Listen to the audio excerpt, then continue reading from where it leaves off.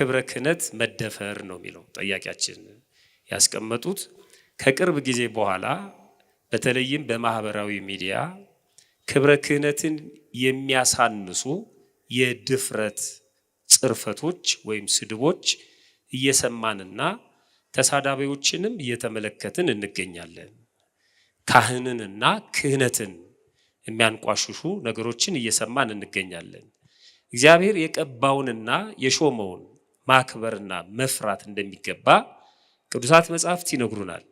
ታዲያ እንዲህ አይነቱ አባቶችን በአደባባይ መዝለፍ፣ ሰድቦ ለተሳዳቢ መስጠት እንዴት ተከሰተ? ያውም በራሳችን በቤተ ክርስቲያን ልጆች። ለመሆኑ አባቶችን በዚህ ልክ መናገር አግባብ ነውን? በአባቶች ላይ ነውርና ነቀፋ ሲገኝ አንድ ክርስቲያን ምን ማድረግ ይኖርበታል ነው የሚለው። የሁላችንም ጥያቄ ነው። እየሰማነው ነው ዓለምን ምን እንደሚል። ስለዚህ ከዚህ አንጻር ጥንቃቄም ስለሚያስፈልግ ምንድነው ማድረግ ያለብን የሚል ጥያቄ ነው። ወደ መጋቤ ሐዲስ ወደ ተጠየቁት ጥያቄ ባጭሩ ልግባና መምህራኖች ያጠቃልሉታል። እንደምታውቁት የኛ ዘመን በጣም በብዙ ሁኔታዎች ሰዎች የተሳሳተ መንገድ የሚመርጡበት ጊዜ ነው። ከሁሉ በላይ ለቤተ ክርስቲያን አንዳንድ ጊዜ የተቆረቆርን በመምሰል ቤተ ክርስቲያንን በጣም የሚጎዳ ነገር እናደርጋለን። ከሰራን መትከል ነው እንጂ እየነቀልን በመትከል ቤተ ክርስቲያንን አንታደግም። አሁን አንዳንድ ጊዜ አሁን ተክል ቢኖር እዚህ ተክለ ነው ቆይተን ደግሞ የበለጠ እንዲያፈራ ብለን ነቅለን እዚያ ከተከል ነው ደግሞ ነቅለን ሌላ ቦታ ከተተከል ያለ ፍሬ ነው የሚቀረው። ስለዚህ ቤተ ክርስቲያን እንጠቅማለን ብለን ተቃራኒ የሚነቅል የማይተክል ነገር የምናረግ ከሆነ መጨረሻ ላይ እንጸጸታለን፣ በጣም እንጎዳለን። አሁን በዚህ ዘመን ለምሳሌ ወደፊት ክብረ ክህነትን እንዴት አድርገን እንደምናነሰው ይጨንቀናል። ምክንያቱም ራሳችንን ያወረድ ነው። ተባብረን ሁላችንም ማለት ነው፣ እናንተም እኛም ካህናቱ ምእመናኑም ተባብረው አወረዱት። እንዴት አድርገን ነው የምናነሰው? እንዳይወርድ አድርገን ጠብቀን ማከም ሲገባን ተባብረን አፈር ላይ ጣል ነው። አሁን ማን ያንሰው? ይሄ እኮ ነው አንዳንድ ጊዜ ቁጭ ብለው የሰቀሉት ቆሞ ለማውረድ ምን ይላል ይከብዳል የሚባለው። እጄን በእጄ ቆረጥኩት እንደሚባለው ማለት። አሁን ሰው እጁን ማከም ሲገባው በራሱ በገዛ እጁ እጁን ከቆረጠ መድኃኒቱ ከወዴት ይመጣለታል? እንደዚህ አይነት ፈተናዎች እንደ ቤተ ክርስቲያን መጥተዋል። ታዲያ ምንድነው ይሄ የሚያመጣው ከተባለ ክብረ ክህነትን የማቃለል አባቶችን የመዝለፍ አዝማሚያ የዘመኑ ትልቅ መንፈሳዊ ቀውስ ሆኗል። መንፈሳዊነታችን እያሳደግን ቤተክርስቲያን እየጠበቅን በሚመስል መንገድ ግን ቤተክርስቲያን የማጥፋት አካሄድ አለው። ሁለት ነገር ነው ማይ። አንደኛ ክብረ ክህነትን ለመጠበቅ በሚል የሚያወርዱት አካል እየፈጠሩት ያሉትን ችግርና የተሳሳቱትን ስህተት። ሁለተኛው ደግሞ በእንደዚህ አይነት ጥፋቶች ሲደረጉ ምንድነው መሆን ያለበት የሚለውንም ሁላችን የሚመለከተውን አነሳለሁ። እናንተን ብቻ እንደማንወቅሳችሁ ተስፋ እንድታደርጉ እስከዚያው ማለት ነው። ምነው ወረደብን እንዳትሉ። ባጭሩ ግን የመጀመሪያው ጥያቄ ለምንድነው እንደዚህ የሆነው? እንዴት ተፈጠረ? ራሱ ካህን መሳደብ፣ ጳጳስ መሳደብ፣ አገልጋይ መሳደብ፣ ማዋረድ፣ በጣም ዘግናኝ በሆኑ ስድቦች እንዴት መጣ ከተባለ ምክንያቶቹ በእኔ አረዳድ ባጭሩ 5 ናቸው። ስንት ናቸው? እንዳትረሱብኝ እነዚህን። አንደኛ በትውልዱ መካከል እንዳጠቃላይ ከትህትና የመራቅና እግዚአብሔርን የመፍራት ህይወት ከትውልዱ ርቋል። የክርስትና ቅመሞች ናቸው እነዚህ ሁለቱ። ምንና ምን? ትሁት መሆንና ማንን መፍራት? እግዚአብሔርን ካልፈራ አንድ ሰው ምንም አይነት በደልና ኃጢአት አያስቆመው።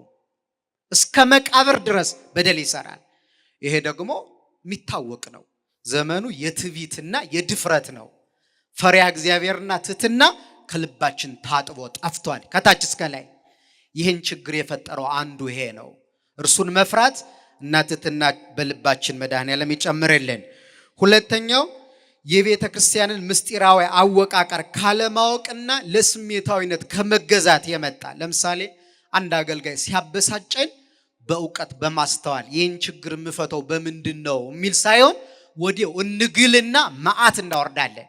ከዚያስ እኛም ተጎዳን፣ አገልጋዩም ተጎዳ፣ ከውጭ ያሉትም መሳቂያ መሳለቂያ ያደረጉን።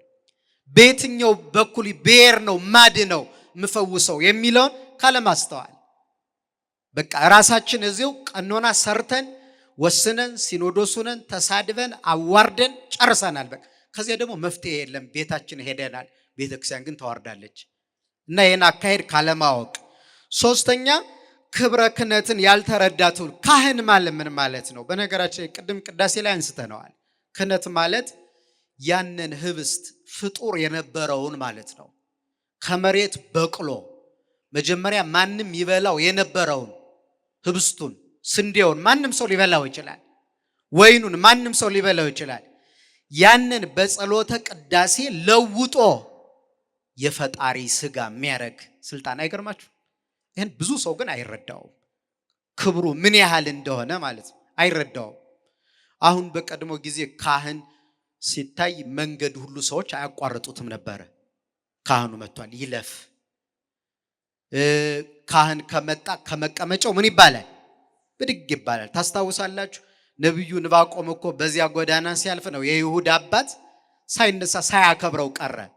ካንተ የሚወለደው ልጅ እናቱን ያገባል፣ አባቱን ገድሎ ይሰልባል፣ ፈጣሪውን ይሸጣል የሚለው እርግማን የደረሰበት ነብዩ በጎዳና ሲያልፍ ተኮፋፍኖ በትዕቢት ተቀመጠ። እና ክብሩ ቀላል አይደለም። የሁሉ የይሁዳን ታሪክ ስታነቡ ያ ሁሉ ጥፋት በአባቱ እርግማን ምክንያት የመጣ ነው አንዱ ማለት ነው መነሻው። ስለዚህ ክብረ ክህነት ሕፃናትን ካሁኑ ካህናት በዚህ ሲያልፉ ጉልመት ሳቡ ማለት እኮ ቀርቷል አሁን። ስለዚህ ይሄንን የማይረዳ እንደውም እኔም እኩል ነኝ ምን ልዩነት አለን እሱም ሰው እኔም ሰው የሚል ማይንድ ሴታፕ የፈጠረ ትውልድ በመምጣቱ ሶስተኛው ይሄ ማለት ምን ማለት ነው? እንደ ማንኛውም ተራ ሰውና እንደ ግለሰብ መቁጠር። እኔም የኔን አለ የምነግራችሁ የመጽሐፍ ሐሳብ ልንገራችሁ።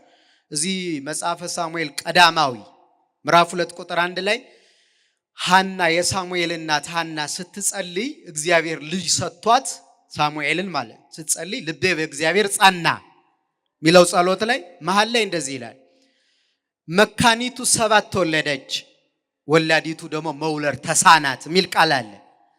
መካኒቱ ያለች ራሷን ነው። 7 ተወለደች ማለት የብሉይ ኪዳን መተርጉማን ከሳሙኤል በኋላ ሐና 5 ልጆችን ወልዳለች። ስንት ልጆችን ሲደመር ሳሙኤል ስንት ሆኑ? 6 ግን እሷ 7 ነው ያለችው።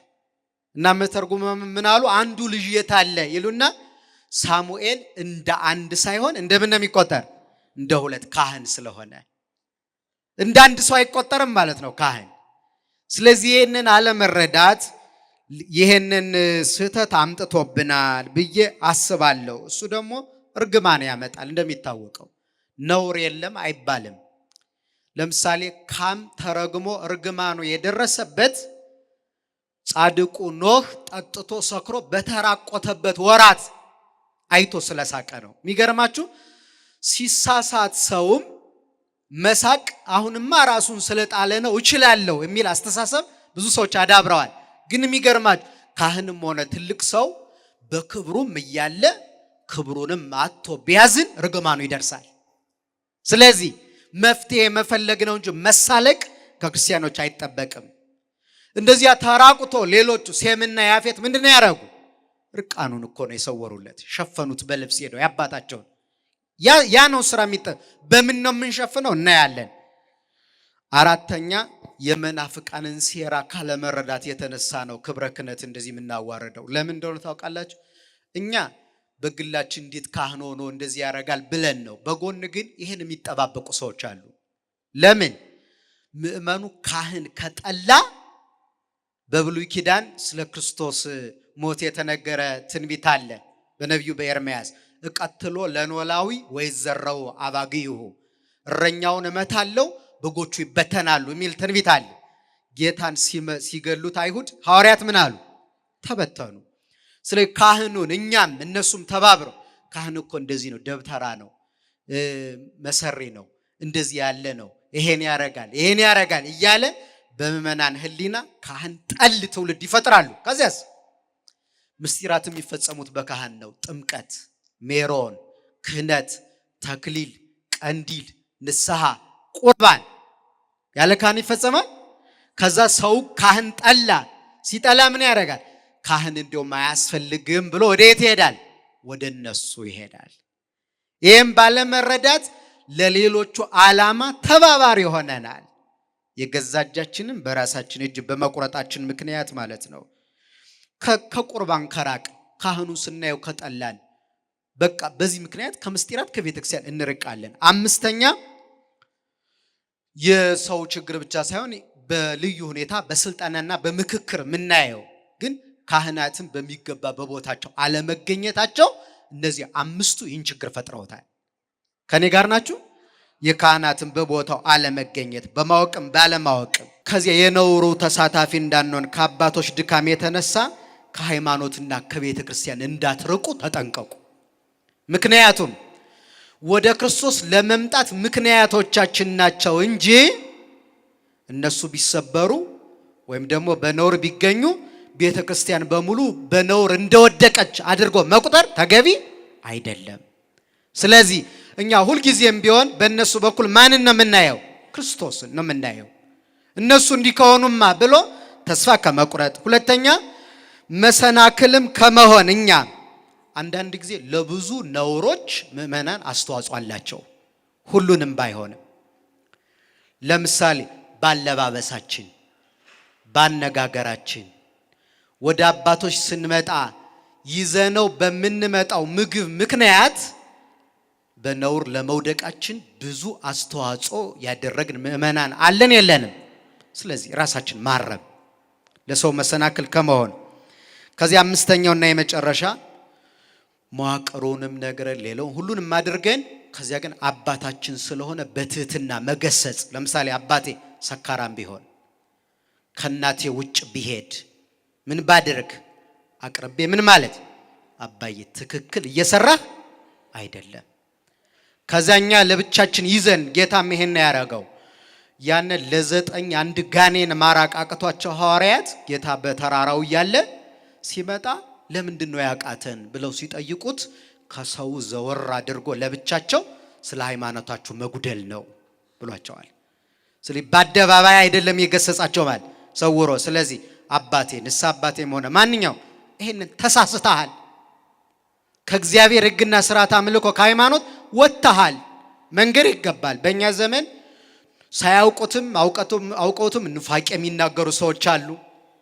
በትልቅ ማዕረግ ደረጃ ሆነው ስለምናውቅ ማለት ኑፋቄ ይናገራል፣ ሰው ከስርዓት የወጣ ነገር ይናገራል፣ ነውር ይናገራል። ከክርስቲያናዊ ሕይወት ውጭ ወጥቶ ልናገኘው እንችላለን። ቀርበን ለምንድን ነው ማለት እኛን ካንሰማን 2-3 ሆነን ምን ማለት መንገር፣ ከዚያ በጉባኤ መንገር፣ ከዚያስ ጉባኤዋ ቤተ ክርስቲያን የምትወስነውን ተወስናለች። ይሄን አድርገን ራሳችንንም ቤተ ክርስቲያንንም አገልጋዮችን እንድንጠብቅ የአገልጋዮች አምላክ ይርዳን። ዋና ዋና ነጥቦችን ልናገርና ባጭሩ ላጠቃል። እንደተባለው ሰዓት ማለፍ የለበትም። በደንብ ስሙ ምዕመናን። የመጀመሪያው ካህን፣ የመጀመሪያው ነቢይ፣ የመጀመሪያው ንጉሥ አዳም ነው በሕገ ልቡና። በመጽሐፍ ቅዱስ ውስጥ ደግሞ ዓለም በተቀበለው መጽሐፍ ቅዱስ ውስጥ የአዳምን በመጽሐፈ ቀሌምንጦስ ይጠቅሰዋል። ዓለም በተቀበለው ስላችሁ ሁሉም በተቀበለው መጽሐፍ ቅዱስ ደግሞ ጽሑፍ ላይ ለመጀመሪያ ካህን ተብሎ የምናገኘው መልከ ጼዴቅ ነው። ባለፈው ታስታውሱ ከሆነ ኦሪት ዘፍጥረት ምዕራፍ 14 ላይ ጠቅሶ አብርሃም ከ10 እንደሰጠው ተናግሯል። ሕግ ሲሰራ ጽሑፍ ሲጻፍ ደግሞ የመጀመሪያው ካህን ሕግ ሲሰራ የሚለው እንዳትረሱ፣ ጽሑፍ ሲጻፍ ደግሞ አሮን ነው። ተወው ሕግ ለሙሴ ካልን በኋላ ወክህነት ለአሮን ነው የምንለው እንጂ መልከ ጼዴቅ ቀድመዋል በጣም። አዳም ግልጽ ነው የመጀመሪያው ሰው ነው። ከዚያ በኋላ የህዳር ጽዮን የሚቆም ዋዜማ አለ። ኢሃደጋ ለምድር እምቅድመ ዓለም ወእስከ ለዓለም ዘእንበለ ካህናት ወዲያቆናት ነው የሚል አይደል ቅዱስ ያሬድ። ታውቃላችሁ ዓለምን ከፈጠረበት ጊዜ ጀምሮ እግዚአብሔር ምድርን ያለ ካህናትና ያለ ዲያቆናት አልተዋትም። ጌታችን ኢየሱስ ክርስቶስ ወደዚህ ዓለም ሲመጣ ምድራዊ ንጉሥ ሾመ የሚል አታገኙ። እንደውም ምድራዊ ሹመት ፈልጋ ልጆችን አንዱን በቀኝ አንዱን በግራ ቀኛዝማች ግራዝማች አድርገህ ሹምልኝ ያለችውን የያዕቆብንና ዮሐንስን እናት እንዴት ነው የመለሰው? ሾሞላታል። እኔ የምጠመቀውን ጥምቀት ትጠመቃላችሁን ማለት እኔ የምቀበለው መከራ ትቀበላላችሁን? የሾማቸው ምንድነው? ክህነት ነው። ክህነት ነው። ወደዚህ ምድር ሲመጣ የሾማ ክህነትን ነው። የማቴዎስ ወንጌል ምዕራፍ 16 ቁጥር 17 ጀምሮ ቅዱስ ጴጥሮስን እንዴት እንደሾሙ ተመልከቱ። ምዕራፍ 10 ላይ ባዋጅ እንደው 12ቱን ሐዋርያት መርጦ ሾሟቸዋል። ስለዚህ በዚህ ምድር ላይ ኢየሱስ ክርስቶስ ሲመጣ ራሱ የሾመው መንፈሳዊ ሹመትን እንጂ ስጋዊ ሹመትን አይደለም። ያ ማለት በዚህ ምድር ላይ መንግስት አስተዳዳሪ አያስፈልግም እያልኩ አይደለም። ያም ቢሆን ያለ እግዚአብሔር ፈቃድ አይሾምም ብሎ ቅዱስ ጳውሎስ እንዳስተማረው፣ ግን መንፈሳዊ ሹመት እንዴት እንደሆነ ወደ አዲስ ኪዳን ስንመጣ እውነተኛው ሊቀ ካህናት ራሱ ኢየሱስ ክርስቶስ ነው። የኢየሱስ ክርስቶስ ሊቀ ካህናት ከሁሉ ይለያል። ሃይማኖተ አበው ምዕራፍ 36 ቁጥር 25 ዝውእቱ ዘለብሰ አርአያ ገብር የተገዥን የባሪያውን ስጋ የተዋሃደ እሱ ነው። ወነድየ ከመ ንባል ንሕነ በንዴተ ዚአሁ በሱ ዝቅ ማለት ራሱን ዝቅ ነው ያደረገው። እንደውም በሃይማኖተ አበው ትርጓሜ ሊቃውንቱ የሚተረጉሙበት ሲያጡ ሌላ ቃል ነው ያስገቡት። ለእናንተ ጆሮ ስለማይመጥን ነው። ራሱን አዋረደ ብለዋል። እሱ ራሱን ዝቅ ሲያደርግ እኛ ከብረናል። ወዝውእቱ ዘተአገሰ ሕማመነ መከራችንን የታገሰ ወጾረ ደዌነ ደዌያችንን የተሸከመ ወነሳ ጌጋየነ በደላችንን የተቀበለ ወሶአ ርሶ በእንቲአነ መስዋዕተ ንጹሐ ስለኛ ራሱን ንጹህ መስዋዕት አድርጎ ያቀረበ ዝውእቱ ካህን ዘላለም የማይሻር የማይለወጥ የዘላለም ካህን ወውእቱ በጋ መስዋዕት የሚሰዋ በግ ወውእቱ ካህን ሰዋኢ የሚሰዋ ካህን ወውእቱ ተወካፌ መስዋዕት ምስለ አቡሁ ወመንፈስ ቅዱስ ከአብና ከመንፈስ ቅዱስ ጋር ሆኖ መስዋዕት የሚቀበል ሊቀ ካህናት ማን ነው? ኢየሱስ ክርስቶስ። እሱ ሊቀ ካህናት ሆኖ ካህናትን ሾመ። በደንብ ስሙ። የሐዋርያት ብቃት የለንም፣ የሐዋርያት ስልጣነ ክህነት ግን አለን። አባ ጊዮርጊስ ዘጋስጫ መጽሐፈ ምስጢር የደብረ ዘይት የሚነበብ በዱሮው ስርዓት ክርስቶስ አምላኬ ወተስፋዬ ክርስቶስ አምላኬና ተስፋዬ ነው። ወስመ አቡሁ ጌራ መድኃኒቴ የአባቱ ስምም የድነቴ ጥሩር ጋሻ ነው። ጋሻ ከተጣለ ጠጠር ከተወረወረ ጦር ያድናል። ወስመ መንፈስ ቅዱስ ነቃ ቅድሳቴ የመንፈስ ቅዱስ ስም የቅድስናዬ ምንጭ ነው። ሞገሰ መስቀሉ አክሊለ ትምክህቴ የመስቀሉ ክብር የመመኪያዬ ዘውድ ነው።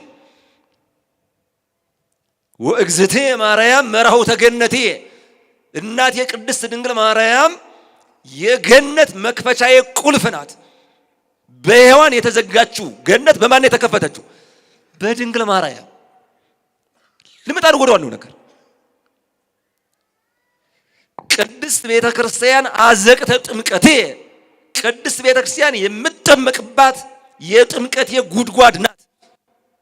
በድሮ ዘመን ሕፃን ሲጠመቅ የሚጠመቅበት ቦታ ላይ ወንዝ ካለ እዚያ ይጠመቃል። እንደ ጥምቀት ማለት ነው። ከሌለ እዚያው ከቤተ ክርስቲያን ትልቅ ውሃ ካለ ከዚያው 3 ጊዜ ብቅ ጥልቅ አድርገው ያወጡታል። ከሌለ ግን በጻይል ውሃው ተቀርቶ ጸሎተ ቅዳሴ ይደርስበታል። ማየገቦ ይሆናል። ጌታችን ኢየሱስ ክርስቶስ ቀኝ ጎኑን ሲወጋ በዮሐንስ ወንጌል ምዕራፍ 19 ቁጥር 34 ላይ ትኩስ ደምና ንጹህ ውሃ ፈሰሰ እንዳሉ። ከዛ ቀጥሎ ምንድነው የሚገርማችሁ? ሐዋርያት መጥምቃኔ ይሄን የፈለኩት ይህን የሚናገረው አባ ጊዮርጊስ ዘጋስጫ ነው።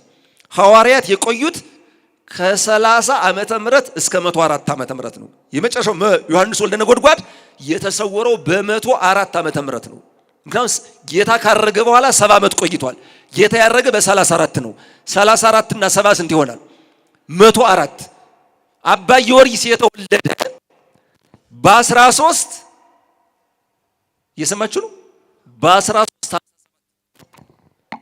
የሞተው በ14 17 ነው።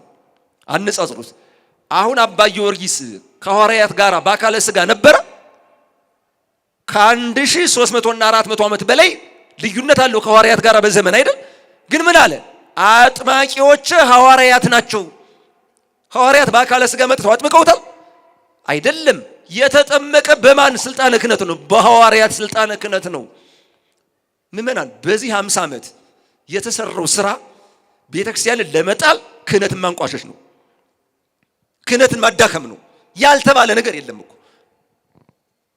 በአንድ ወቅት እኮ ከ1966 እስከ 80 ምናምን በነበረው መሐይምነት ይውደም፣ በሌላ አነጋገር እኮ ምእመናን ይውደሙ እያለ እኮ ነው አይደል? አልገባንም እኮ እኛ እስካሁን ድረስ።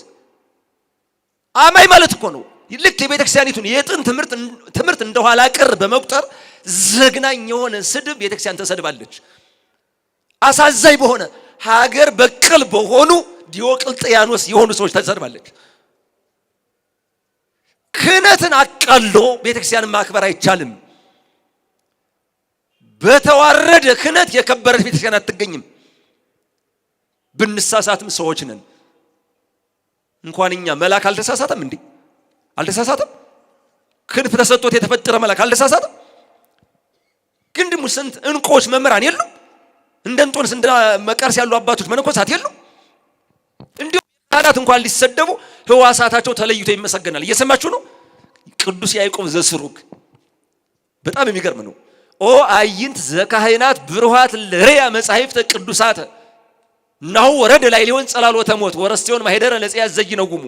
በመዓልትም በሌሊትም ቅዱሳት መጻሕፍትን የተመለከቱ የካህናት አይኖች ሆይ አሁን ግን ሞት በእነሱ ላይ ወርዶ የሞት መጋረጃ ጋረደ መጻሕፍትን እንዳያዩ። ኦ ከናፍር ዘካህናት ለይነብብ አስባታት መዓልተ ወሌሊተ ናሁ አርመሞን ሞት ወለጎሞን በልጓም ዘይትፈታ ወዘይትበጠቅ። እኖ በመዓልትም በሌሊትም ምስጋናን የተናገሩ ከንፈሮች አሁን ግን ሞት በማይበጠስ በማይቆረጥ ሰንሰለት ማሰሪያ አሰራቸው ለጎማቸው። ኦ አይዳው ዘካህናት እላሃዛ ምስጢራተ ዘመለኮት እኖ የመለኮትን ምስጢር ማለት ስጋውን ደሙን የያዙ የፈተቱ እጆች አሁን ግን ሞት በማይቆረጥ ሰንሰለት አሰራቸው። አይኖቻቸው ይመሰገናሉ፣ ከንፈሮቻቸው ይመሰገናሉ፣ እጆቻቸው ይመሰገናሉ። በአይናቸው ሙሉ ሌሊት ጸልየዋል፣ መጻሕፍትን ተመልክተዋል። በከንፈራቸው ቅዱስ ቅዱስ ቅዱስ ብለዋል፣ አሃዱ ብለዋል፣ ንስግድ ብለዋል፣ እግዚኦ ማረነ ክርስቶስ ብለዋል። በእጆቻቸው መላእክት የማይነኩትን ስጋ ወልደ እግዚአብሔር ደሞ ወልደ እግዚአብሔር ፈትተው ለኛ ሰጥተውናል። እግዚአብሔር የተመሰገነ ይሁን። ኦ አይጋር ዘካህናት ላንሶ ሰው ውስጥ ቤተ መቅደሱ ለእግዚአብሔር ዘእንበለ ርሳት እነሆ በመዓልትም በሌሊትም ያለ ርሳት ያለ ነውር ያለ ነቀፋ ወደ ተቀደሰው ወደ እግዚአብሔር ቤተ መቅደስ የተመላለሱ የካህናት እግሮች አሁን ግን ሞት አሰራቸው። ቅዱስ ያሬድ የገለጸበት አገላለጽ ይገርመኛል። ጨርሻለሁ። ከናፍረ ካህናት በጽዮ መለኮት ቅሱም የካህናት ከንፈሮች በመለኮት ጨውነት የጣፈጡ ናቸው። ከናፍረ ካህናት በስመ ሥላሴ እህቱም የካህናት ከንፈሮች በስመ ሥላሴ የታተሙ የከበሩ ናቸው። ካህን መጀመሪያ ታውቃላችሁ መቼም በስመ አብ ወወልድ ወመንፈስ ቅዱስ ሳይል ይውላል። ዳዊትን ደግሞ ሲጨርስ ስብሐት ለአብ ወወልድ ወመንፈስ ቅዱስ ሳይል ይውላል አይውልም። ከናፍረ ካህናት እለ የነባ ምስጢረ ለሰሚ መድምም የካህናት ከንፈሮች የሚናገሯቸው ምስጢራት ለሚሰማው ድንቅ ነው። ሞጣይቶሙ ግሩም በሰባትኑም የለበሱት ሞጣይት ግሩም በሆነ ሽመና የተሰራ የምስጋና ግምጃ ነው። ካህናተ በግሁ ይታጸፋ እሳተ የበጉ የክርስቶስ ካህናት እሳትን ይጎናጸፋሉ። ምን ይጎናጸፋሉ? ወአኩቱ ንጉሠ ዘቦቱ ሲመተ የባሕርይ ስልጣን ያለውን ንጉሠ ነገሥት ኢየሱስ ክርስቶስን ያመሰግኑታል። ወያርጉ ስብሐተ ዘአልቦ ጽራተ የማይጎድል ምስጋናን 24 ሰዓት ያቀርባሉ ያሳርጋሉ። ጢሰም ማይጠንቶሙ እስከ ይመል ቤተ የማይጠንታቸው ጢስ ቤተ መቅደሱን እስከሚሞላው ድረስ ካህናትን እንቁ ብሎ ጠራቸው። ልብ በሉ። ለካህናት ሰማዩ መረግደ እንቁ በአባቱ ፊት ወልድ ኢየሱስ ክርስቶስን ይሰውታል። ማይጠንታቸውም እጅግ ይወደዳል። ደህና ደሩ።